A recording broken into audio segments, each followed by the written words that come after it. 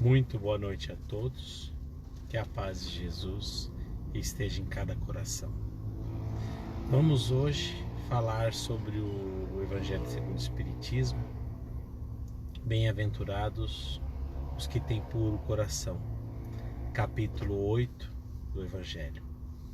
E antes de mais nada, vamos fazer nossa oração, nossa elevação, pedindo a espiritualidade amiga que nos envolva, que nos proteja,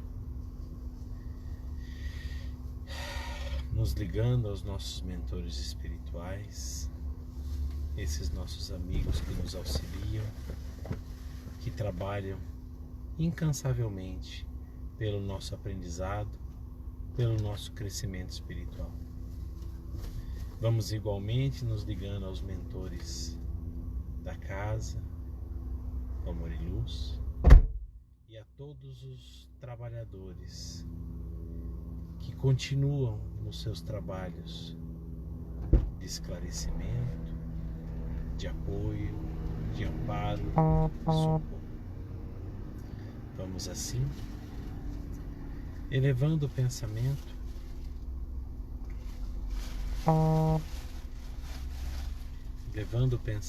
até as fraternidades amigas do espaço. Fraternidades que projetam o seu amor sobre nós e cuidam da nossa segurança e da nossa evolução. Elevemos o pensamento até eles com a prece.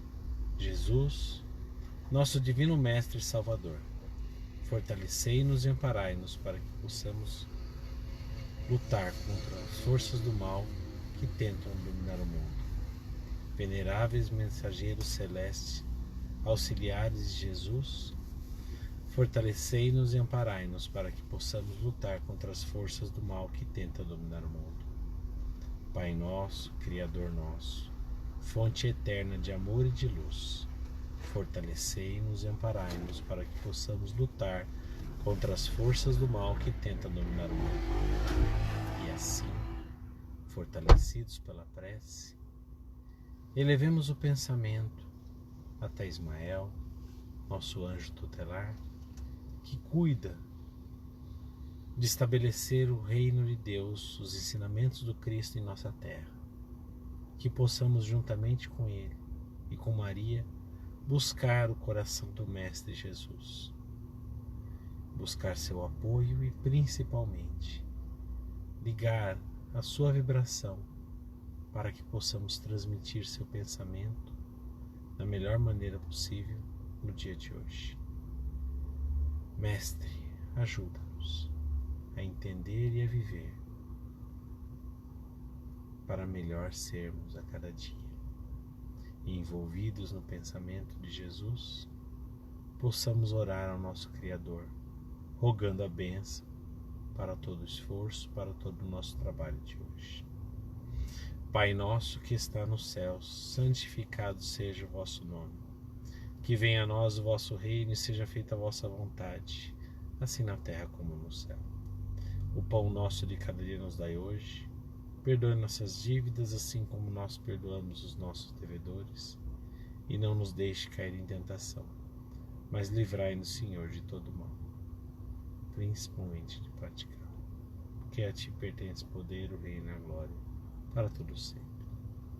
Graças a Deus. Gente, muito obrigado pela oportunidade mais uma vez e que possamos então iniciar essa pequena conversa nossa a respeito do capítulo 8 do Evangelho segundo o Espiritismo. Bem-aventurados que têm puro coração. Peço perdão a vocês pelo meu estúdio hoje, que está bem estranho, mas enfim. Quer vir desse lado, eu vou dirigir. Que possamos então começar esse capítulo. Bem-aventurados os que têm puro coração. O que Jesus quis dizer com isso, né?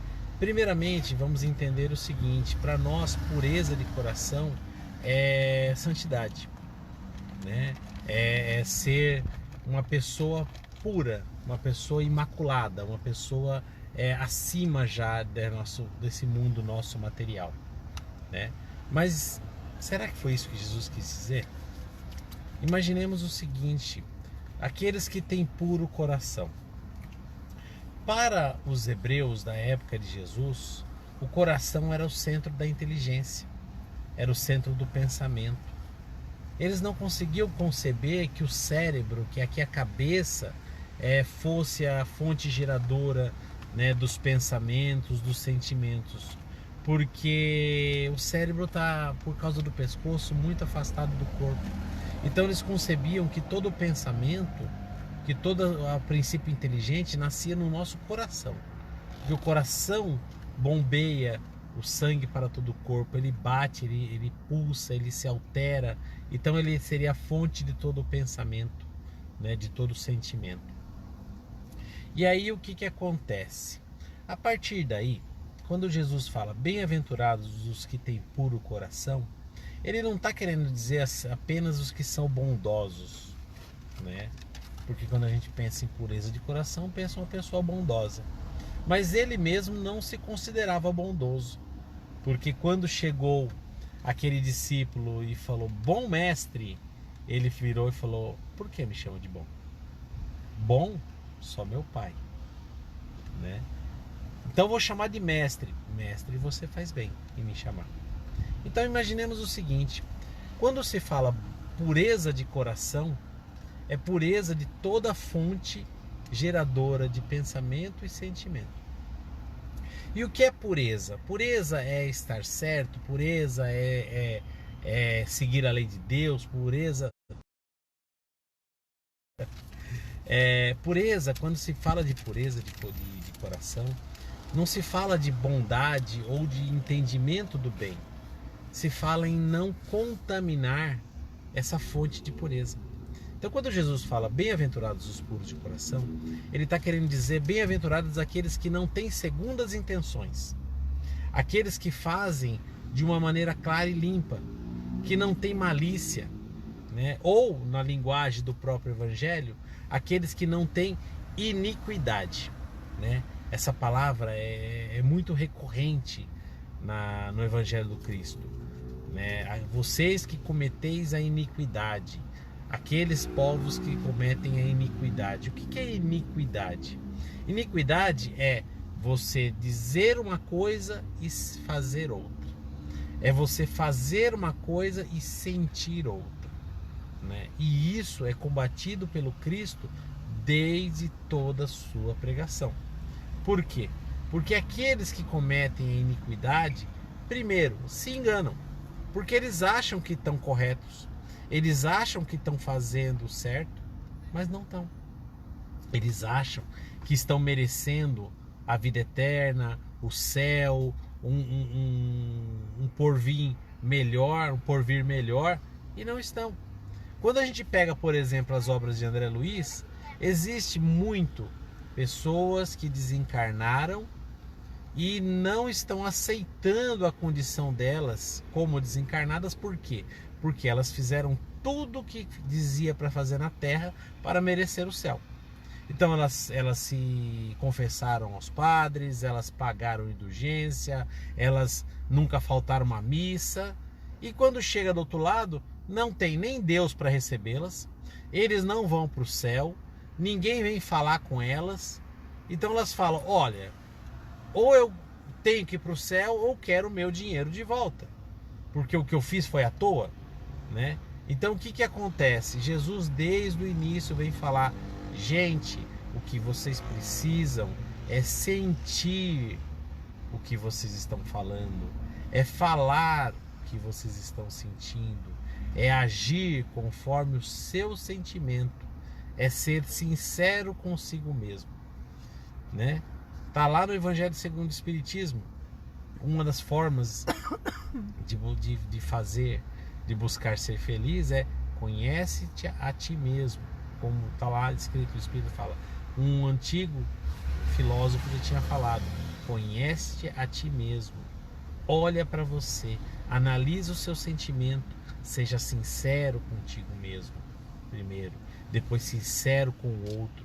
É o primeiro passo para a gente começar a crescer, para a gente começar a aprender qual é o nosso caminho aqui nesse mundo.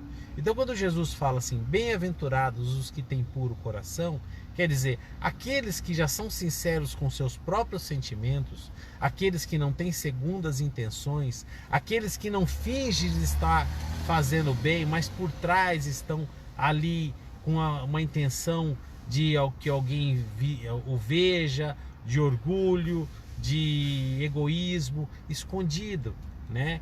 Como está lá no capítulo do Evangelho segundo o Espiritismo, que a vossa mão direita não sabe o que faz a esquerda.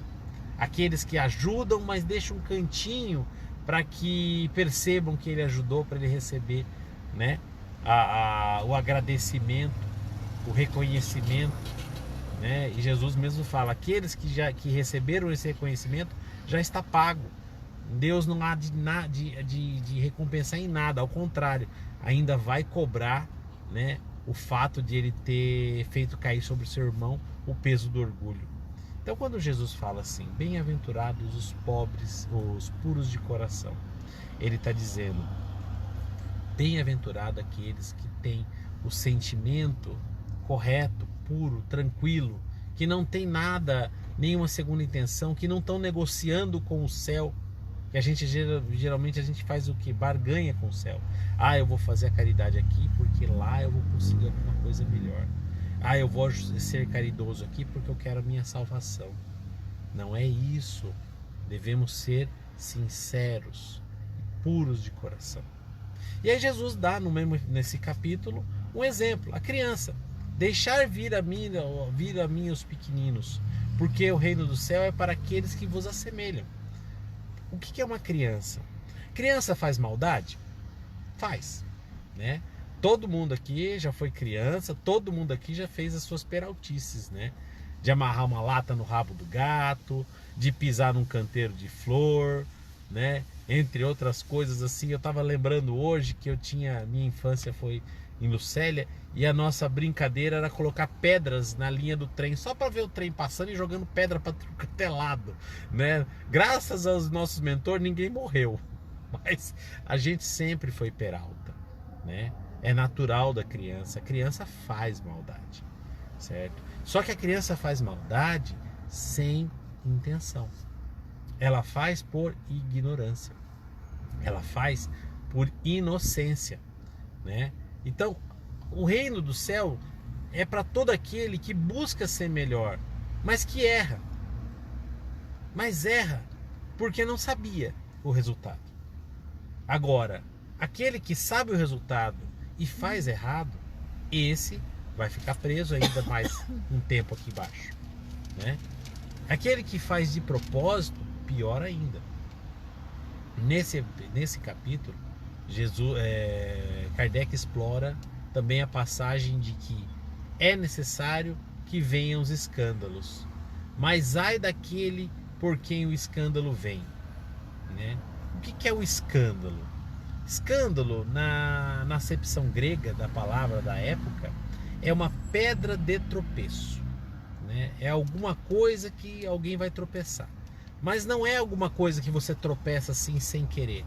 É algo que alguém de propósito colocou para você cair, né? Então assim, é um obstáculo premeditado, colocado ali por maldade, certo? Então o que acontece? Nesse mundo que todo mundo ainda está aprendendo, que temos imperfeições, que erramos, que magoamos, que ferimos, é necessário que exista o quê? As pedras de tropeço,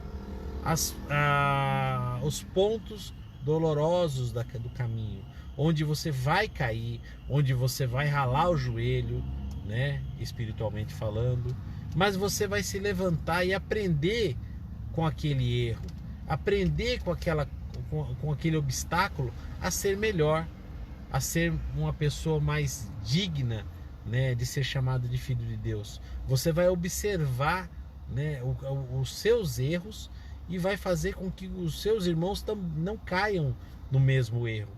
Por quê? Porque o verdadeiro filho de Deus vê todos como irmãos e é benevolente para com todos. tá? Mas o problema não é você tropeçar, não é eu tropeçar. Isso não é problema, isso é parte do nosso aprendizado. O problema é aquele que cria o tropeço, porque ele faz de propósito, ele faz por maldade, por segundas, terceiras, quartas intenções, né? Ele tem o desejo de inveja, de vingança, de orgulho, de maledicência, enfim, tudo aquilo que Jesus combateu é sentimento que abriga no coração daquele que causa o tropeço do irmão, né? Então a observação é muito justa. Bem-aventurados aqueles que têm o coração puro, né? Porque esses sim terão um lugar, né, melhor quando esse mundo melhorar. Esses sim vão ter o resultado do seu aprendizado. Esses sim serão consolados. Esses sim serão ensinados, né? Porque nada melhor para o ser humano que aprender a ser melhor, aprender a ser mais feliz, aprender a ter um sentimento melhor e se livrar das suas aflições. Isso é um grande prêmio para o espírito encarnado. Agora, aquele que mantém, né, a rapina, que mantém a maldade no seu coração, aquele que busca, por exemplo, vamos pegar um exemplo prático, numa empresa. Estamos trabalhando numa empresa, todo mundo junto. Eu quero um cargo melhor, eu quero uma situação melhor, eu quero ganhar mais. Qual que seria o natural? Trabalhar mais. Mas o que eu faço? Não, eu vou dar um jeito que meu chefe veja o erro do meu companheiro. Eu vou apontar o erro para ele. Aliás, eu vou deixar a bomba estourar na mão dele. Porque a bomba estourando na mão dele, ele vai ficar com cara de incompetente. E aí eu vou parecer que eu sou o profissional, né? Eu vou lá, chegar lá e deixar que as coisas aconteçam de forma, mesmo criar um prejuízo na empresa, mas de forma para mim sair para eu sair nessa situação como o cara que resolve, né? Parece aquelas coisas de desenho animado. A pessoa quer, por exemplo, que a mocinha olha para ele, aí ele faz o quê? Ele contrata alguém para ameaçar a mocinha, para ele depois ele aparecer de herói e salvar a mocinha. Isso é a segunda intenção, é a maldade escondida, a malícia, né? É isso que a gente faz nesse mundo, e isso tem que ser combatido sempre. Por quê? Porque o que manda nessa vida é o que a gente sente, porque o que manda nessa vida é nosso espírito. O corpo é só uma casca, o corpo é só um envoltório, é um personagem. O corpo morre, né? É um segredo, de repente vocês não estão sabendo, mas o corpo morre, certo? E a partir da hora que morreu, acabou para esse corpo, né? Então toda a figura que vocês veem, que é o corpo, que nem estão vendo aqui Leandro, né, com a cabeça desse tamanho, né, desse jeito que vocês estão vendo, essa figura vai morrer. E quando morrer, vai morrer essa imagem que vocês têm de mim, né? Mas o meu sentimento, esse continua, né? E qual será o meu sentimento quando o meu corpo for para a terra, né? Quando ele voltar à terra, vai ser o que tinha no meu coração.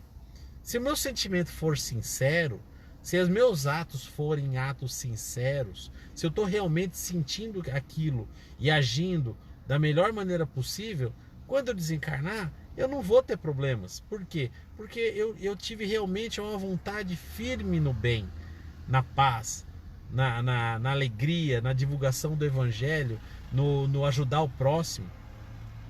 Não tem problema nenhum. A hora que eu me desligar, serei eu, a mesma pessoa do outro lado. Não terá diferença, não terá iniquidade, será uma coisa equitativa, será a mesma pessoa.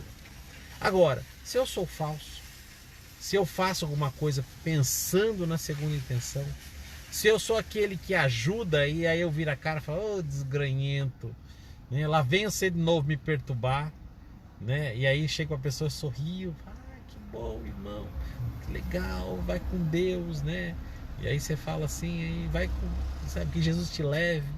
Se você tem essa intenção, quando você desencarnar, você vai ser o reflexo das suas intenções, né? Existe muito na literatura espírita a imagem de espíritos, por exemplo, deformados, espíritos com aparências horríveis, com determinadas partes do corpo maiores ou menores, né? Por quê? Porque aquilo lá é reflexo do seu sentimento, do seu pensamento. Quando desencarna, eles não se reconhecem. Por quê? Uma vez na vida eles foram falsos com eles mesmos. Eles nunca olharam para dentro de si mesmos, nunca se questionaram se aquele sentimento que eles viviam era sincero. E aí desencarna, o que acontece? Eles vão ser o reflexo do que eles construíram em vida, né? E grande surpresa, e não se aceitam, e não se reconhecem, e ainda blasfemam, reclamam ainda de Deus, que Deus não é justo, que Deus os esqueceu, né? Então, quando Jesus fala bem-aventurados os puros de coração, é coisa que você pode fazer hoje. Ser sincero. Ah, eu não gosto de vir no mercado. Tô aqui. Minha mulher tá aqui do meu lado. Eu tô no mercado. Eu não gosto. Entendeu? Mas ela sabe que eu não gosto. Entendeu? Sou sincero. Né? Sou sincero. Mas basta eu ser sincero, eu tenho que sentir. Tô tentando melhorar? Tô aqui. Tô me esforçando, né? Mas eu também tenho consciência do que eu sinto. Então não adianta eu querer falar que eu sou uma pessoa que aceita tudo e depois fico reclamando. Que é um fato bem interessante, vou contar para vocês. Vocês sabiam que existe uma grande tendência de filhos de espíritas não serem espíritas? Por que isso? Porque é muito comum no meio espírita, o espírita vai na casa, ele senta, ele ora, ele fecha os olhos, se ele tem mediunidade ele recebe espíritos de luz, né? E a hora que sai da casa já sai falando mal na porta da casa. Já começa a falar, fulano, meu Deus do céu, fulano, nossa, viu o que ele fez? Ele faz isso de propósito para chamar atenção. Você viu fulano? Fulano pega no meu pé, aquilo ali é nossa, se faz de angima, aquilo lá é o cão, né? O espírita é assim. Por quê? Porque ele não tem uma disciplina no bem. Ele é criado meio solto, porque como nós não temos nada proibido, a gente é criado meio solto e deixa fluir esses sentimentos. Lá no livro, deixa eu ver se eu me lembro, no livro, esqueci agora, né, de André Luiz, em que fala de uma reunião espírita, eu acho que é nos domínios da mediunidade, não me recordo ao certo ou não. Fala de uma reunião espírita, todo mundo ali trabalhando, não é no domínio da mediunidade não. Tem ali um grupo espírita e o grupo espírita está ali orando para conseguir receber comunicação. E aí o guia espiritual lá, que está acompanhando André Luiz, vai sondar os pensamentos, né, dos médiuns. Aí um tá lá assim, ai meu Deus do céu, fulano não vem de novo. Eu fico aqui que nem um besta aqui orando e o espírito não se manifesta. Estou perdendo tempo, devia estar em casa, né? E eles vão ali trabalhando naquela sessão com aquele pessoal fazendo o que estava, se concentrando, mas estava com o pensamento longe, né? Beleza. Aí termina a sessão, todo mundo sai leve e alegre e fala, nossa, é tão bom trabalhar no centro espírita, todo mundo, a gente se sente muito bem. E aí eles pisam na calçada e aí o filho da senhora fala, eu tô com um problema em casa com a minha mulher e não sei o que, não sei o que lá, não sei o que lá. Aí a mãe já fala, filho, é isso mesmo, a vida nossa é de sofrimento. Quer dizer, o padrão vibratório vai lá, afunda lá embaixo, né? Por quê? Porque não consegue cultivar o seu sentimento por muito tempo, né? Apesar de estar tentando buscar a evolução, traz sombra para dentro do coração e não consegue caminhar em frente. E aí, como eu estava falando para vocês, os filhos de espírita geralmente não são espírita. Por quê? Porque eles observam a conduta dos pais. Os pais falam, ó, temos que ser direito, temos que ser correto, pregam uma conduta, mas dentro de casa agem diferente. E aí eles intimamente pensam, eu não quero ser espírita, porque o espírita é falso. O espírita fala uma coisa, mas faz outra. O espírita prega o amor, mas está falando mal do outro, né? Então eu não quero ser espírita. Eu vou ser evangélico, eu vou ser umbandista, eu vou ser qualquer outra coisa, mas eu não vou ser espírita porque o espiritismo não prega alguma coisa com verdade. É culpa do espiritismo? Não, é culpa nossa que não consegue ser claro, puro no nosso próprio sentimento. A gente mistura, certo, as nossas maledicências, a nossa falta de indulgência, a nossa falta de perdão a esse nosso coração e depois não conseguimos conquistar a paz que desejamos. Então Jesus vem convidar todos nós para sermos como crianças, sermos mais inocentes, não termos medo de errar, mas a partir da hora que erra, aprender com o erro e não pecar mais, como ele falou para a mulher adúltera, não vá e não peques mais. Entendeu? Ele não condenou ela pelo erro, ele só falou para não continuar no erro. A partir da hora que você aprende, não continue no erro. A partir da hora que você sente, busque uma melhora. Seja puro do coração, porque o reino de Deus é para pessoas assim, simples, sinceras, né? Que têm vontade firme de se melhorar. Vocês que buscam uma melhora, uma cura, começam a trabalhar isso, começam a trabalhar esses sentimentos e vai ver que tudo começa a melhorar a partir daí. Certo, gente? Muito obrigado mais uma vez, né, pela companhia de vocês, pela oportunidade aqui. Mil desculpas pelo meu estúdio improvisado hoje aqui, meu estúdio volante, tá? Mas eu firme A culpa foi minha. É o trabalho que a gente tem, né?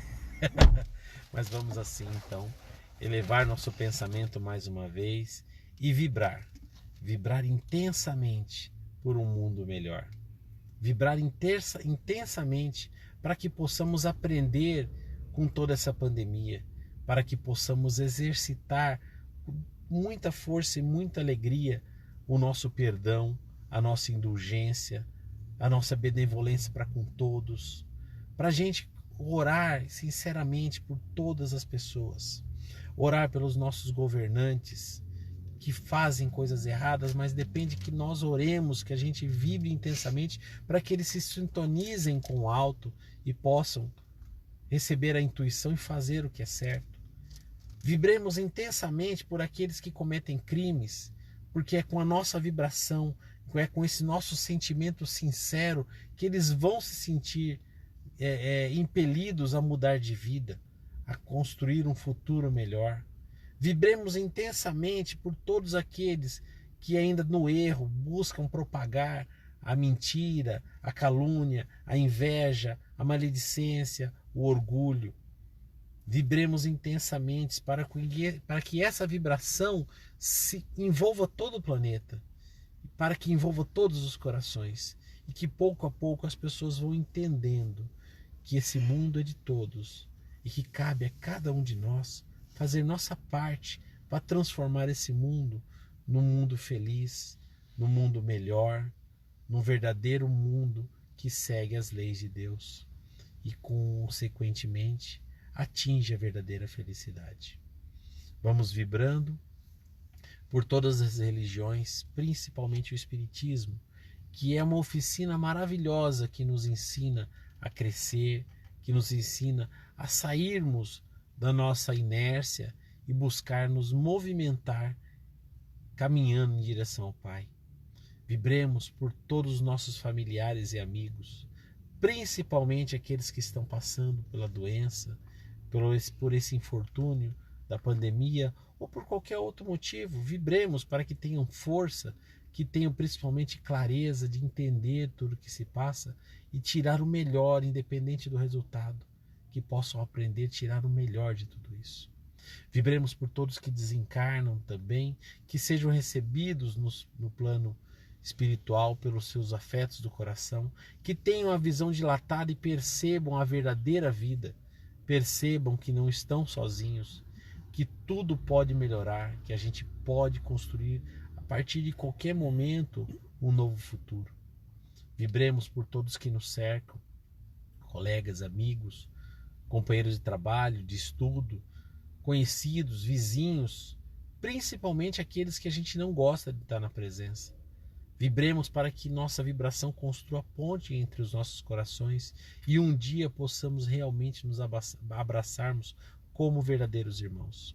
Agradecemos aos mentores do Amor e Luz, ao nosso Mestre Jesus e ao nosso Deus Todo-Poderoso que permite momentos como esse e que possamos assim continuar esse trabalho, passando aos passes, a vibrações coletivas e a todos os trabalhos que se seguem. Muito obrigado a todos e que Jesus os abençoe hoje e sempre. Boa noite, gente. Fiquem em paz.